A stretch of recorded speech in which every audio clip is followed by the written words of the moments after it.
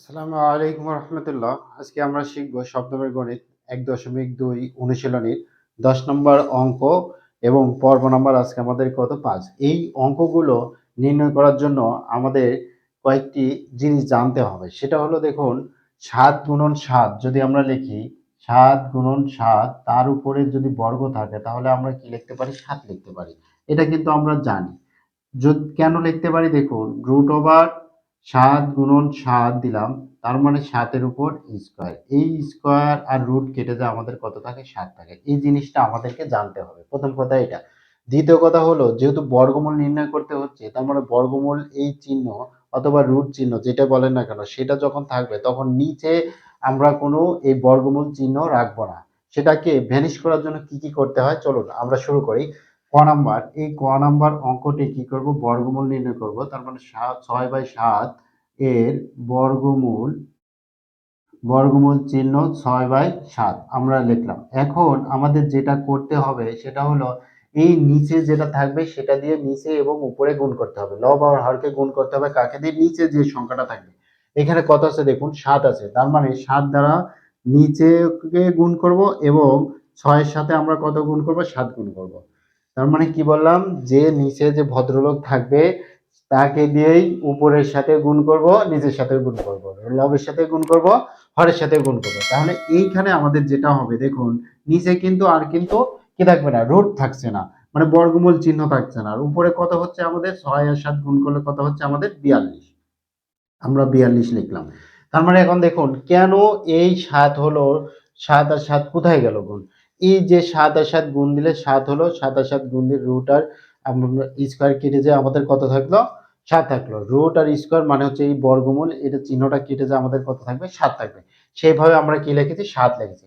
এখন কথা হলো যে নিচে 7 আমরা লিখলাম, উপরে কত আছে 42, 42 এর বর্গমূল আমাদেরকে বের করতে হবে। আমরা 42 লিখলাম।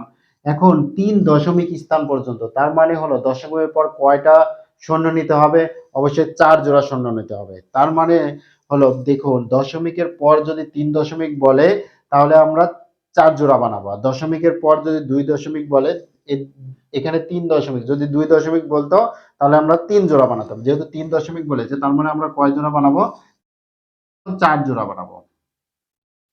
এই হলো 1 জোড়া, এখানে দশমিক চিহ্ন দিলাম, 2 জোড়া, 3 জোড়া, আরো আরেক জোড়া আমরা বানালাম।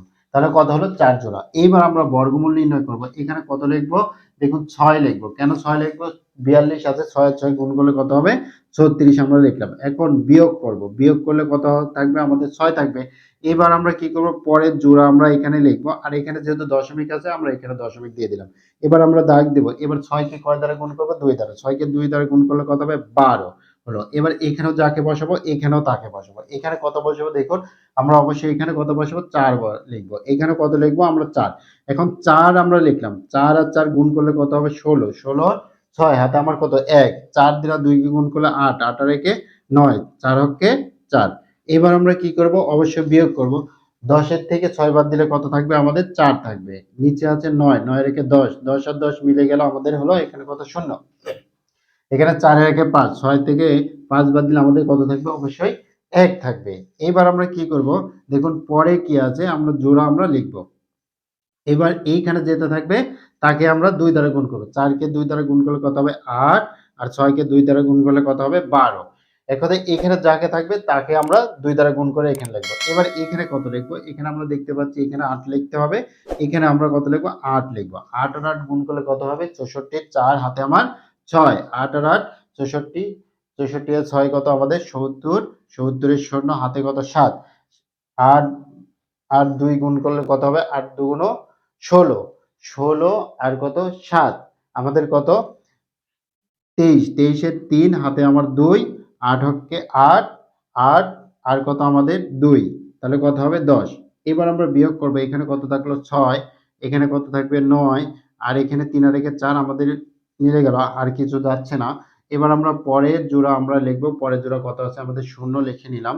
এবার এইখানে 2 দ্বারা গুণ করব, এখানে যা থাকবে তাকে আমরা 2 দ্বারা গুণ করব। তাহলে 8 কে 2 দ্বারা গুণ করলে কত হবে 16, 6 হাতে আমার 1, 4 দিয়ে 2 দ্বারা গুণ করলে 4 কে 4 দুগুণ 8, 8 আর 1 9, আর 6 কে 2 দ্বারা গুণ করলে কত হবে 12। এবার এখানে দেখুন ৯,৬০০ আছে, এখানে ৯,৬০০, এখানে কত আছে ১,২৯৬। তাহলে এইখানে আমি কত লিখবো? শূন্য লিখবো, এখানে আমি শূন্য লিখবো। শূন্য লিখলে শূন্য দ্বারা যদি এগুলোকে গুণ করে তাহলে কি হবে? আমাদের শূন্য হবে, আমরা শূন্য লিখলাম। এইবার যখন আমরা বিয়োগ করব, বিয়োগ করলে কত থাকবে? আমাদের যেটা ছিল সেটাই থাকবে, আমরা সেটাই লিখলাম।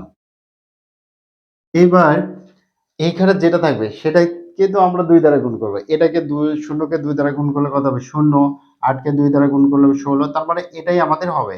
এবার আমরা কতবার যাবে দেখুন তো। এখানে কতবার লিখবো? ৭, এখানে আমাদের ৭ বার যাবে। তাহলে এইখানে যদি আমরা ৭ লিখি এবং এইখানে আমাদের কত হবে? ২ টা শূন্য আমরা নিব। তাহলে আমরা দেখতে পাচ্ছি যে এইখানে আমাদের কত হচ্ছে? ৪ পর্যন্ত তো আমরা পেয়েছি। তাহলে এইখানে আমাদের কত হবে? ৬.৪৮, এখানে কত হবে? আমাদের ১ হবে। কেন? ১ ঘর আগের যদি আমরা লিখি ৫ এর চেয়ে বড় হলে কত হবে? ১ যোগ হবে। তাহলে ০ ছিল, ০ র সাথে ১ যোগ করলে কত হবে? ১ ই হলো। আমাদের কত আসলো? ৬.৪৮১। এটা আমরা চাইলে কি করতে পারি? ক্যালকুলেটরে ব্যবহার করতে পারি। এটা উপরে যেটা ছিল এটা আমরা চাইলে উপরেরটা ক্যালকুলেটরে ব্যবহার করতে পারি। এই যে √৪২ যদি আমরা লিখি তাহলে আমাদের চলে আসবে কিন্তু। এটা চলে আসবে। সেটা আমাদের আসলো। এইবার আমরা কি করব? এটাকে কত দ্বারা ভাগ করব? ৭ দ্বারা ভাগ করব। ৪, ৮, ১ ভাগ কত আমাদের? ৭। আমরা ৭ দ্বারা ভাগ করলাম। আমাদের এখানে কত আসলো? ০.৯২৫৮। আমরা কয় দশমিক পর্যন্ত বলেছি? ৩ দশমিক। তার মানে ০.৯২৬। এটাই আমাদের উত্তর। প্রায়। এবার আমরা কত নম্বর অঙ্কটি সমাধান করব? খ নম্বর অঙ্কটি সমাধান করব। এই খ নম্বর অঙ্কটি আমরা এইভাবে বের করার দরকার নেই। আমরা ক্যালকুলেটর ব্যবহার করে যেহেতু বের করতে পারছি, মানে কিভাবে আসলো ভেঙে বোঝানোর জন্য আমি এটা করলাম। আপনারা এটা করার দরকার নাই। শুধু আপনারা এই ক্যালকুলেটর ব্যবহার করেই সমাধান করে দেবেন। অত সময় নেওয়ার কোনো দরকার নেই। চলুন আমরা শুরু করি। কত নম্বর আমাদের এখন? খ নম্বর। খ নম্বর কত আছে দেখুন? ২, ৫/৬ এর কত? বর্গমূল। এর বর্গমূল, বর্গমূল চিহ্ন দিলাম ২, ৫, ৬। এটা আমাদের মিশ্র ভগ্নাংশ। এটাকে আমাদের সাধারণ ভগ্নাংশে প্রকাশ করতে হবে। তার মানে নিচে আমাদের কত হবে? ৬। ৬ দ্বারা ২ কে গুণ করব, গুণ করে ৫ যোগ করব। তাহলে ৬ কে দ্বারা ২ কে গুণ করলে ৬ ২ ১২। ১২ আর ৫ এ কত হবে? আমাদের ১৭ হবে। এবার আমরা জানি নিচে বর্গমূল চিহ্ন যদি আমরা উঠাতে চাই, তার মানে নিচের সংখ্যা দিয়ে নিচেকেও গুণ করতে হবে, নিচের সংখ্যা দিয়ে আমাদের উপরেকেও গুণ করতে হবে। নিচের রুট তাহলে আমাদের কত থাকবে? চলে যাবে। কয়টি সংখ্যা এখানে হবে? শুধুমাত্র একটি সংখ্যা, সেটা কত? আমাদের ৬। আর উপরে আমরা গুণ করে লিখব ৬ আর ১৭। এবার আমরা ক্যালকুলেটর ব্যবহার করে সমাধানটা করব। দেখুন ১৭ গুণন ৬ কত আসলো? ১০২। এই ১০২ আমরা সরাসরি বর্গমূল যেটা আছে এই যে এখানে বর্গমূল চিহ্ন দিই ১০২ আমরা লিখে দিব, সমান চিহ্ন দিব। কত আসলো দেখুন? ১০.০৯৯। আমরা ৩ দশমিক পর্যন্ত যেহেতু বের করতে বলেছে ৩টাই আমরা নিব। এবার এটাকে ৬ দ্বারা ভাগ করেন। এই ১০.০৯৯ ভাগ কত? ৬। আমরা ৬ দিলাম। আমাদের কত আসলো? ১.৬৮৩। এটাই আমাদের উত্তর। আরো আসছে, আর লেখেনি। মানে ৩ দশমিক পর্যন্ত বলেছে, আমরা ৩ দশমিক পর্যন্ত লিখেছি। এবার চলুন আমরা কত নম্বর অঙ্কটা সমাধান করব? ঘ নম্বর। তাহলে ঘ নম্বর কত আছে? ৭, ৯, ১৩ এর বর্গমূল। ও এটা আমাদের কত হবে? গ হবে। ঘ লিখেছি। এটা আমাদের কত হবে? গ। এখানেও কত হবে? আমাদের গ নাম্বার সমাধান করছি। একটু মিস্টেক হয়েছে। এর বর্গমূল কত? আমরা বর্গমূল চিহ্ন দেব ৭, ৯ বাই কত? আমাদের ১৩। এইবার আমরা এখানে কি করব? যে এই বর্গমূল চিহ্ন দিলাম, নিচের যেটা থাকবে সেটা লিখলাম। এবার ৭ দ্বারা ১৩ কে গুণ করব। গুণ করে তার সাথে ৯ যোগ করব। মানে এটা আর এটা গুণ করে ৯ যোগ করতে হয়। এটা তো আপনারা পারেন, সমস্যা নাই। তাহলে ৭ গুণন কত? আমাদের ১৩। গুণ করলে কত হচ্ছে? ৯১। ৯১ এর সাথে উপরে যে সংখ্যা আছে সেটা আমরা যোগ করব। উপরে কত আছে? ৯ আছে। আমরা যোগ করলে কত হলো? ১০০ হলো। আমরা ১০০ লিখলাম। এইবার আমরা কি করি? এই বর্গমূল চিহ্ন ওঠানোর জন্য নিচেকেও নিচের সংখ্যা দ্বারা গুণ করি এবং উপরেকেও আমরা কি করি? নিচের সংখ্যা দ্বারা গুণ করি। এখানে নিচে কত ছিল? ১৩ ছিল। সেই ১৩ দ্বারা নিচেকেও গুণ করব, উপরেকেও গুণ করব। গুণ করলাম। এবার আমাদের নিচে কি হবে?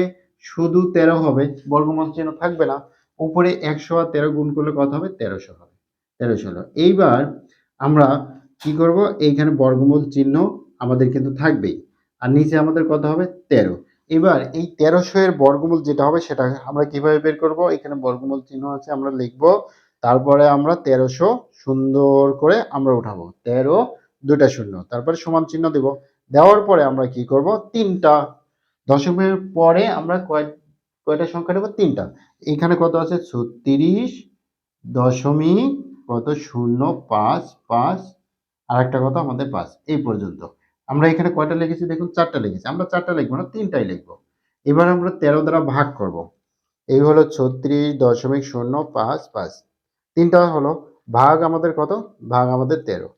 ভাগ দিলাম, সমান চিহ্ন দিলে আমাদের কত আসছে? 2.77346। এবার দেখুন একটু বেশি করে লিখলাম এবার বোঝানোর জন্য। তাহলে এইখানে কত হবে? 2.77, এখানে কত হবে? আমাদের 4 হবে। কেন হবে দেখুন, 6 এর আগের ঘরে কত? 4 আছে। তাহলে 6 থেকে যেহেতু 5 থেকে বড়, তার মানে আগের ঘর পর্যন্ত লিখলে এখানে কত হবে? 4 এর কে 5 হবে। এবার 5 থেকে যেহেতু শুরু হয়েছে, মানে 5 যদি থাকে তবুও আগের ঘরে 1 যোগ হবে। তাহলে 5 এর আগের ঘর পর্যন্ত লিখেছি, এখানে 3 ঘর পর্যন্ত। তাহলে 3 এর এখানে কত যোগ হবে? 1 যোগ হবে। তার মানে এখানে 4 হবে। এটাই আমাদের উত্তর। আশা করছি বুঝতে পেরেছেন। যা কেমন লাগলো ভিডিওটি, বুঝতে পেরেছেন কিনা অবশ্যই কমেন্ট করে জানাবেন। আজকের পর্ব এখানে শেষ করছি। সামনের পর্ব দেখার আমন্ত্রণ জানিয়ে আসসালামু আলাইকুম। Hey there. Subscribe to my channel and also press this bell icon.